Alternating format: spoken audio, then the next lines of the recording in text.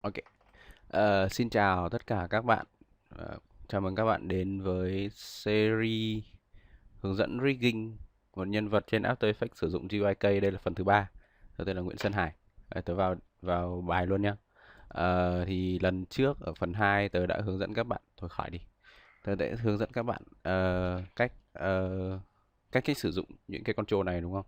Cách sử dụng những control chính mà GYK nó tạo ra, phần lớn là IK, và cách tạo ra những cái control phụ để làm overlap cho tóc, váy. Nhân vật này không có váy dài, tớ làm một nhân vật có váy dài thì mình phải tạo control cho cái váy nó overlap theo cái người. Đấy, thì cách cách tạo váy thì nó cũng tương tự với cách tạo tóc, các bạn tự tìm hiểu. Đấy. Hôm nay tớ sẽ hướng dẫn các bạn nhất là cách tạo những control chi tiết, control phụ cho mặt, cho facial, và cách tạo những cái attribute cho lúc diễn hoạt của mình. Thì không biết được kịp không? Nhưng mà thôi làm đại đi. Thế bây giờ tớ vào bài luôn nha, tại vì bài hôm nay sợ hơi dài. Thì đầu tiên, để bây giờ các bạn thấy là chúng ta chỉ có mỗi cái control đầu, các bạn không thể nào diễn mặt được. Và muốn diễn mặt được các bạn có hai cách. Một là các bạn dùng attribute tạo tạo effect ở trong này, hoặc cách thứ hai tớ hay sử dụng hơn tại vì tớ thấy nó trực quan hơn, là các bạn tạo control trực tiếp cho mấy cái này. Thì như bây giờ tớ sẽ tớ sẽ tạo, ví dụ tớ sẽ sử dụng tớ sẽ làm một control cho lông mày chẳng hạn.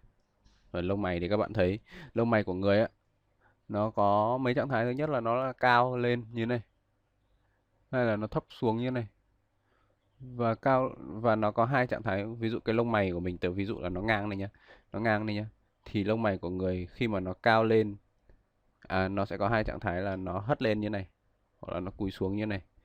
Cúi xuống như này thì thường thì nó đi xuống, nhưng mà cũng có một số trường hợp nó đi xuống nhưng mà nó lại như này. Đấy là lúc mà người ta buồn, và người ta kiểu khóc. What the, giật cả mình. Nó lúc mà người ta buồn, người ta khóc là nó sẽ trùng xuống như này. Còn lúc mà xuống, lông mày ở thấp và nó trao lại như này là lúc đang tức giận. Cái này khỏi nói, cái này chắc ai cũng biết rồi.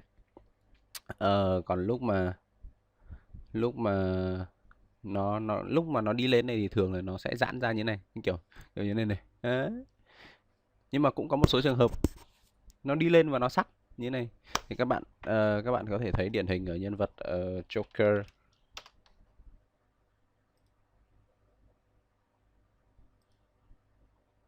Đây, cái lông mày tớ bảo đây, nó ở rất cao nhưng mà nó lại sắc, chứ nó không tròn. Thì để làm control cho cái lông mày này đơn giản lắm. Các bạn chỉ cần có hai cái controller ở hai cái lông mày này, và các bạn để cho nó di chuyển và rotate được, thế là xong. Thì để tạo controller thì lại như hôm trước, chúng ta chọn cái layer lông mày eyebrow đâu rồi. Đây, ví dụ tớ sẽ làm cái lông mày bên trái trước. Chúng ta chọn lông mày eyebrow và close panel. What? Close panel group. Oh, close panel rồi. Chúng ta chọn cái layer lông mày, control, chúng ta giữ nguyên cho nó xoay và translate luôn. Ok. Các bạn thấy bây giờ chúng ta đã có một cái control lông mày ở đây rồi.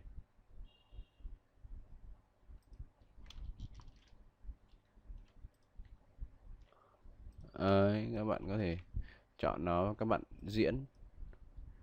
Ví dụ các bạn kéo xuống, quên. Và tạo tạo xong thì các bạn nhớ link cái lông mày của mình và cái control vừa mới tạo. Đấy, tạo như này.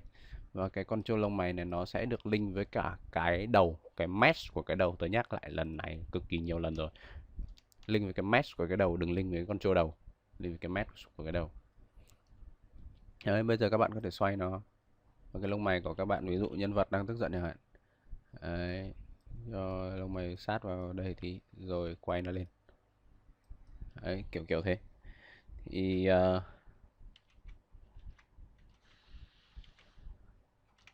đó. Thì về cơ bản các bạn có thể làm thế. Thực ra trên trên cái mặt mình nó cũng ít có cái gì di chuyển được lắm. Nó chỉ trừ có hai cái lông mày hết. Thực ra các bạn có thể làm di chuyển miệng, nhưng mà thường thì tớ không làm, tại vì cái này nó quá là chi tiết đi. Tớ tớ ít khi làm mà khi mà làm anim 2D này, các bạn làm di chuyển miệng mà các bạn làm không khéo nó sẽ bị giật. Thế nên là thôi, tốt nhất là bỏ đi. Đấy thì với lông mày bên này, với lông mày bên phải, chúng ta có thể làm tương tự. Ở chỗ này tớ tua nhá. Rồi, ờ, chúng ta đã có một bộ điều khiển đầy đủ ở lông mày. À quên, còn một cái nữa, đó là cái eye dart, hay là cái hướng nhìn ý. Cái gọi là eye direction. Thì ví dụ mà các bạn muốn con người của mình, con người của nhân vật nhìn sang trái hoặc sang phải, các bạn có thể cầm cái layer pupil, cái layer con người ấy, kéo cũng được, không sao. Nhưng mà như thế nó không chuyên nghiệp hả?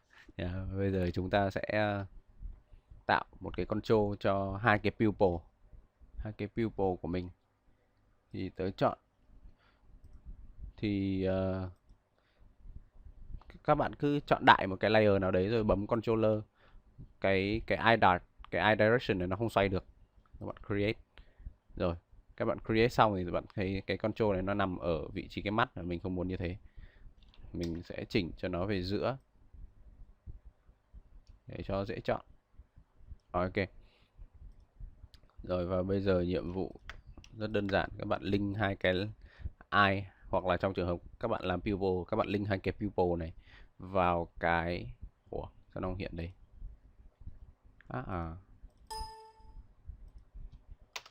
Các bạn sửa lại cho tớ thành control pupil, hoặc là eye direction cũng được. Eye direction, ok. À xin lỗi, eye dart là cái chớp mắt nhé, tớ bị nhầm đấy. Cái này là eye direction. Các bạn link hai cái eye vào cái eye direction, rồi link cái direction vào cái head, cái mesh của cái head. Ok. Rồi bây giờ các bạn có thể làm nhân vật của chúng ta, nhìn qua bên này. Rất nghĩa là cái này nhìn một xíu thôi nhá, các bạn đừng đừng liếc phát quay ngoắt sang bên này luôn. Bởi vì cái pupil ấy nó chỉ rất là ít thôi. Đấy, nó như thế này thôi. Đấy, nó như thế này thôi. Và đồng thời khi mà các bạn làm eye dart, làm eye, làm liếc mắt, thì các bạn cũng nên làm một chút cái lông mày. Đấy, thì thế là xong. Bộ control trên mặt ít nhất là nó chỉ có gần đấy thôi, nhưng mà sau đây tớ sẽ đi vào cái phần attribute và expression.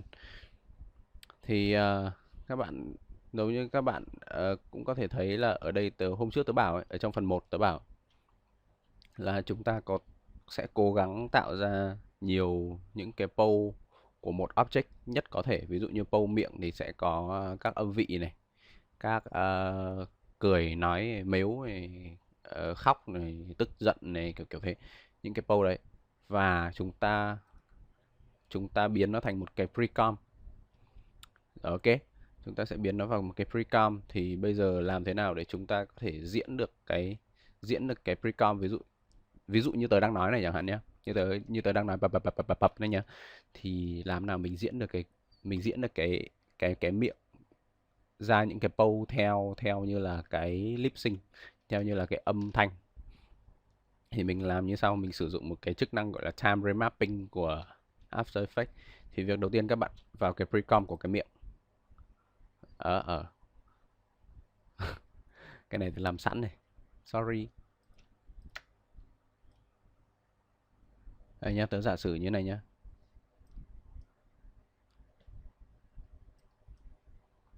Thì các bạn vào cái precom của cái miệng này. Sau đó các bạn ở frame số 0 nhé. Ở frame số 0 các bạn bấm phím Alt và đóng ngoặc nhọn. Ok. Các bạn bấm phím Alt và đóng ngoặc nhọn. Các bạn cũng bấm phím Alt mở ngoặc nhọn. đóng ngoặc nhọn. Thực ra thì cái này tại vì tớ kéo cái layer nó hơi quá về phía -1 với -2 frame ấy, nên là tớ phải bấm Alt mở ngoặc nhọn. Nhưng mà trong trường hợp các bạn không không các cái layer của các bạn vừa đúng ở frame 0 luôn thì các bạn không cần bấm Alt mở ngoặc nhọn nữa, các bạn chỉ cần ở frame 0 bấm Alt đóng ngoặc nhọn xong. Các bạn vẫn chọn hết các layer này vào chuột phải này vào keyframe assistance. Ồ,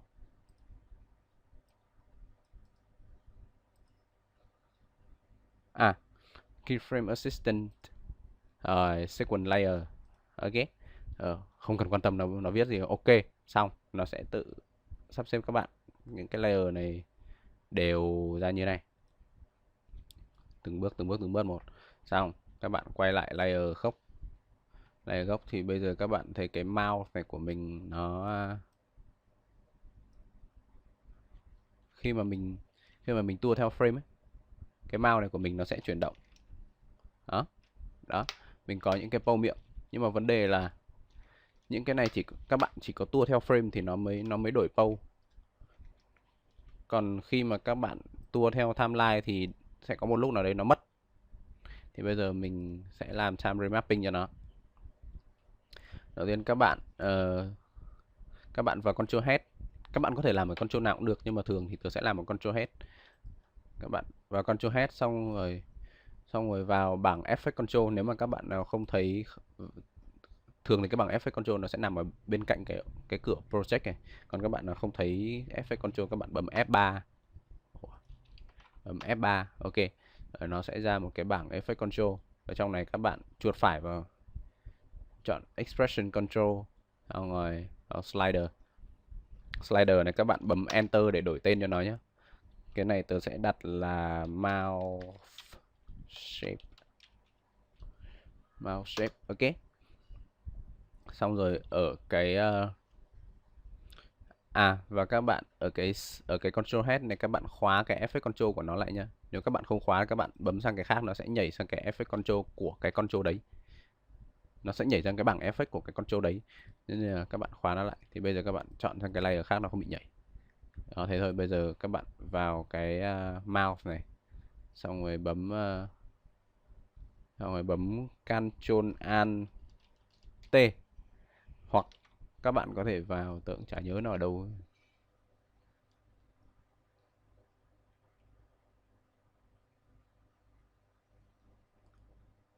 Đây, các bạn có thể vào đây, vào layer này, chọn time này, enable time remapping, thì nó cũng sẽ ra một cái bảng, ra một cái attribute time remapping y chang thế.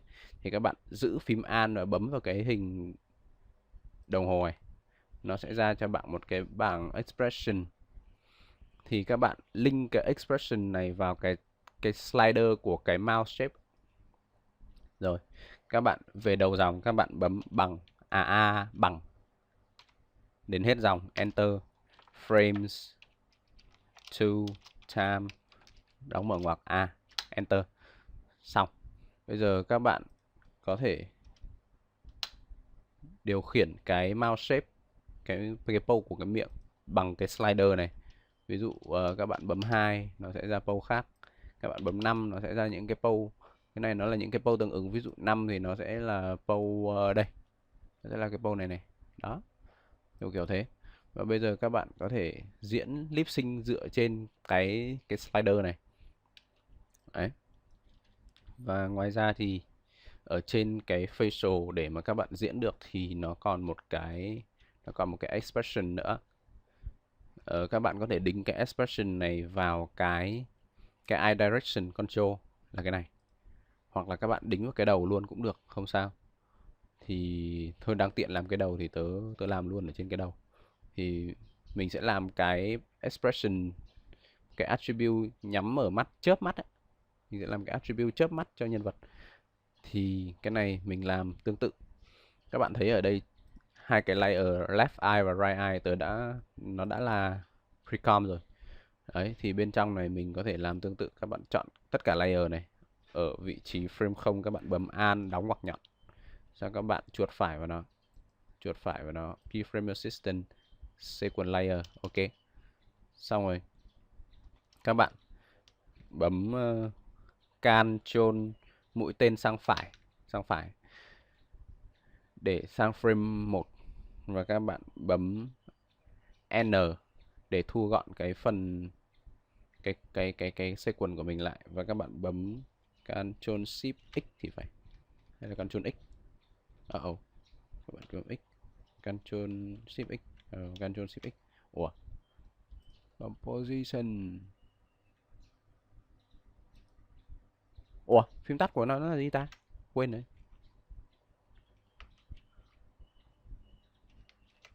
Thôi được rồi. Đấy, đại khái thế. Cái mouse này các bạn cũng có thể sau khi các bạn thu gọn lại đến đây, các bạn cũng có thể bấm Ctrl Shift. Ủa, sao nó không được à? Hay là mẹ CC17 khác với cả CC14 hay 15 này?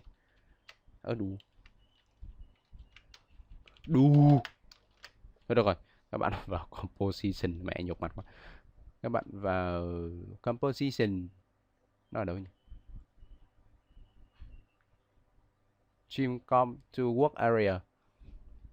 Cái com của các bạn nó sẽ có độ ngắn như này thôi, trông nó không bị dài, trông cho gọn thôi. Cái này mục đích để cho gọn thôi, chả điểm gì đâu. Đấy, các bạn làm tương tự với layer bên này, an hoặc nhọn. Cái này tớ lại tua nhá. Rồi, sau khi xong thì các bạn thấy hai cái layer mắt của chúng ta nó còn lại ngắn tũn rồi. Thực ra là nó còn có mỗi 2 frame rồi. Đây, các bạn có thể thấy mắt mở và mắt nhắm, mắt mở và mắt nhắm hết. Cái này các bạn, cái này bởi vì cái eye này nó chỉ có 2 giá trị nên mình có thể dùng một cái checkbox. Các bạn bấm chuột phải vào bảng Effect Control. Các bạn nhớ chọn lại cái Control Head nhé. Chuột phải vào Effect Control, Expression Control, và các bạn chọn cho tớ checkbox Control. Cái này mình sẽ đặt tên là Blink. Rồi, xong rồi các bạn làm lại tương tự. Các bạn bấm chọn cả hai layer cũng được nhé. Bấm Ctrl Alt T để add time remapping cho nó. Xong bấm phím giữ Alt, bấm vào cái đồng hồ này, link nó lên cái checkbox này. Ở cái này mình sẽ ghi là A bằng, cũng thế thôi, cũng như trên. A bằng checkbox này, xong xuống dòng frames to time. Ok. Xong rồi cái này mình làm tương tự. Cái này mình không cần phải viết lại nữa, mà mình chả phải link lại, mình copy từ trên xuống, xong. Bây giờ mỗi khi mà các bạn tích checkbox, nhân vật của các bạn nó sẽ chớp. Đó, nó sẽ chớp mắt. Đó, xong rồi. Thì thế nên là hết rồi. Còn cái gì nữa nhỉ? Ngoài ra thì như hôm trước tớ bảo ấy, là cái tay của nhân vật này, các bạn đừng, lúc mà các bạn disable cái IK của cái tay, các bạn đừng lấy cái IK của cái tay để rotate nữa. Bởi vì lúc đấy cái IK của IK của cái tay nó không nằm đúng cái cổ tay. Thế nên là cái rotate của các bạn nó sẽ bị sai. Các bạn làm cho tớ một cái attribute xoay ở cổ tay. Thì cái này các bạn làm như nào? Các bạn làm như này. Đầu tiên là mình lại khóa cái control cổ tay vào nhá. Khóa cái effect, cái bảng effect của control cổ tay, và các bạn bấm chuột phải. Các bạn bấm chuột phải và các bạn vẫn chọn expression control và chọn angle control. Thì cái angle control này á, các bạn sẽ, khi mà các bạn disable cái IK của tay ấy, cái tay nó sẽ diễn bằng FK, nhưng mà cái IK cái GYK này nó chỉ sinh ra cho mình cái angle control cho upper arm là từ đây đến đây, và lower arm là từ đây đến đây, chứ nó không làm cái cổ tay. Bây giờ mình tự tạo. Đấy, thì các bạn có thể kéo lên đậy được cho nó đồng bộ. Mình đặt tên cái này là wrist hoặc là thế thôi, wrist thế thôi. Và các bạn chọn cái bond nhé, cái bond của cái hand lúc trước mình làm. Chữ tay này là tay left. Đây, cái bond left hand này, các bạn thấy chưa? Cái bond left hand khi mà các bạn chọn nó sẽ sáng ở trên này. Bond left hand nhá. Các bạn bấm phím R để ra attribute rotate của nó. Các bạn sổ nó xuống. Và các bạn xem nào. Rồi, Sau khi các bạn sổ cái bảng expression của cái bond cổ tay này ra, các bạn sẽ thấy nó rất là khủng. Cái này là do TYK nó viết hộ mình. Thì nhưng mà cái này nó chỉ ứng dụng được khi mà IK nó đang bật. Còn khi mà IK tắt thì mình không sử dụng được, thì cái này mình sẽ sửa một xíu. Mình sẽ viết vào là, các bạn viết vào là if. Cái này các bạn sử dụng hàng nếu, hàm nếu không. Shift if mở ngoặc tròn, các bạn link nó với cái disable IK checkbox này ở trên này, bằng không, đóng ngoặc tròn. Nhớ là 2 dấu bằng nhá, tại vì 1 dấu bằng nó là gán giá trị, 2 dấu bằng nó mới là bằng. Rồi, bằng không thì các bạn mở ngoặc nhọn, xuống dòng, xuống dòng cho đẹp thôi. Các bạn mở ngoặc nhọn xuống dòng này, lên đến hết cái chữ result chấm phẩy, đóng ngoặc nhọn, xuống dòng tiếp, else,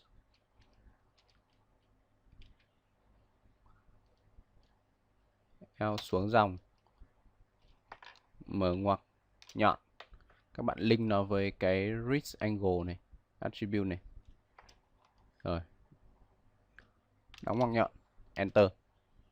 Rồi, thì bây giờ các bạn thấy là khi mà mình disable cái IK này, khi mà mình tắt cái disable, tức là IK đang bật, thì mình có thể sử dụng IK bình thường và rotate cái tay bằng cái IK. Nhưng khi mà các bạn bật cái disable IK này lên và các bạn xoay bằng FK đi, các bạn xoay bằng FK, thì cái wrist angle này nó sẽ phát huy hiệu quả. Đó, các bạn thấy chưa? Đấy, các bạn sẽ có thể xoay được cái cổ tay bằng cái wrist này, cái wrist attribute này. Đó. Ok. Thì cách làm cũng sẽ tương tự với cái bên kia. Cái đoạn này tớ sẽ tua cho nó nhanh nhá.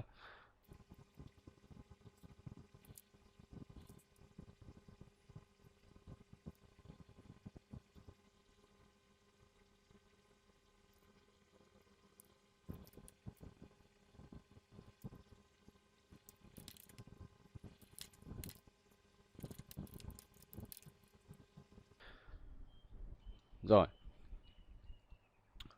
Rồi sau đó, sau khi các bạn làm xong tất cả những cái attribute quay, rotate này của cái tay khi mà IK bị disable, thì mình khuyên các bạn nên tạo cho nó thêm một cái attribute nữa, thực ra là một cái control nữa, để cho nhân vật có thể cầm nắm được đồ vật. Ví dụ trong trường hợp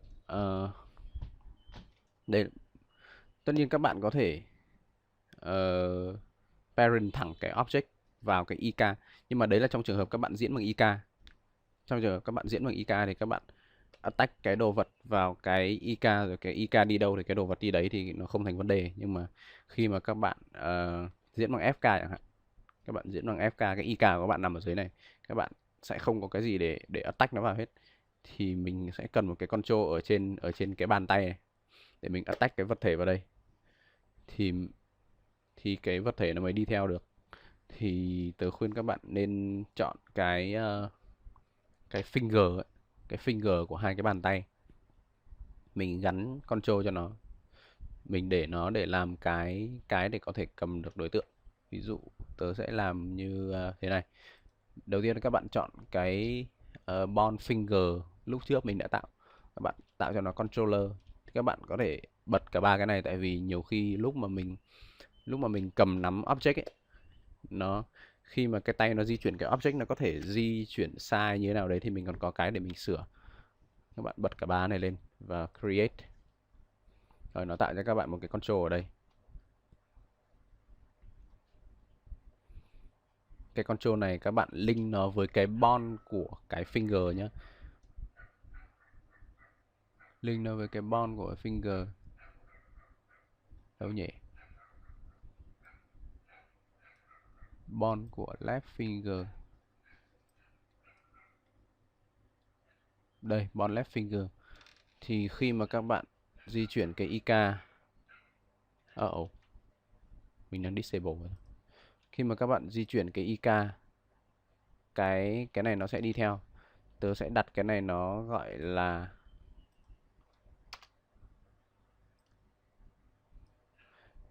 control bond left magnet. Magnet là nam châm ấy. Ok, thì khi mà các bạn di chuyển IK, cái magnet này nó cũng sẽ đi theo. Và ngay cả khi các bạn tắt cái này đi, các bạn dùng FK, cái này nó đéo đi theo nữa. Đù. À đây có, mẹ nhìn hết cả hồn tại vì cái IK. Đấy, các bạn ngay cả khi các bạn di chuyển bằng FK thì cái magnet này nó sẽ vẫn đi theo. Thì trong trường hợp các bạn muốn cầm ổ cứng di động chẳng hạn, Transcend không phải quảng cáo đâu, nói đùa đấy, các bạn muốn cầm ổ cứng di động, các bạn chỉ cần dính cái ổ cứng di động vào cái control này, các bạn dùng IK hay FK, cái ổ cứng di động của các bạn nó đều đi theo hết. Đấy, thì các bạn có thể tắt cái này đi. Các bạn làm tương tự với tay phải.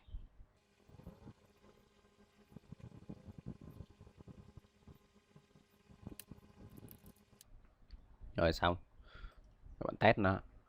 Mình đang ở disable IK đúng không? Rồi nó đi theo rồi. Và nếu mà mình tắt, mình bật IK lên, rồi nó vẫn đi theo. Rồi bài hôm nay đến đây là kết thúc. Thì đây là các bạn đã có một cái nhân vật hoàn thiện để các bạn có thể, gần như các bạn có thể diễn được tất cả những cái gì mà đạo diễn yêu cầu. Ví dụ các bạn có ngoài cái bộ control chính nhá, hôm trước tôi đã nói rất là chi tiết rồi, thì hôm nay tôi đã trình bày cách làm control phụ. Thì ví dụ các bạn nhún vai các bạn làm được này, overlap tóc các thứ các bạn có thể làm được này. Các bạn có thể diễn được facial, các bạn nhắm mở mắt, các bạn để nhắm mở mắt để check lại phát nữa. Nhíu lông mày các kiểu và lip sync và có thể cầm nắm được mọi vật. Rồi chúc các bạn may mắn. Sau cái series này có lẽ là tớ sẽ hướng dẫn các bạn diễn một số cái cơ bản, một số cái mẹo khi mà diễn hoạt. Đó. Ok, bye bye các bạn. Nhớ subscribe và nhớ thumb up cho tớ, ủng hộ tớ làm những cái clip tiếp theo. Vì một nền Việt Nam, vì một nền hoạt hình Việt Nam phát triển. Yeah. Bye bye.